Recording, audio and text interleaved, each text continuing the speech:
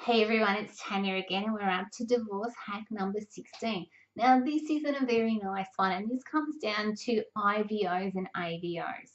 And it's something that unfortunately we're seeing more and more today. But what we want to do is make sure that if you do have either of these out, that you make sure that if there's children involved, that the children's schools or creches or kindergartens or sporting facilities, whatever it is, that they are aware of what's going on so they can help to protect and keep the children safe, and they make sure that the right person is picking up the child or the children when they need to.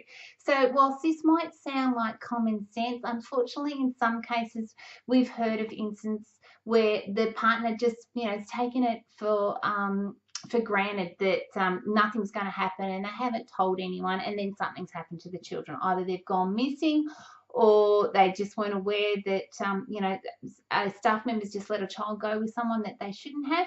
So you just need to make sure, if you're going to go down this track, that you are letting everyone in your life know what's going on so that they can help you to keep you secure and protected, and also look after your children and what the court has said in this area. So this is something that is certainly, it's not nice, but it's something that sometimes we need to do to protect ourselves and our kids.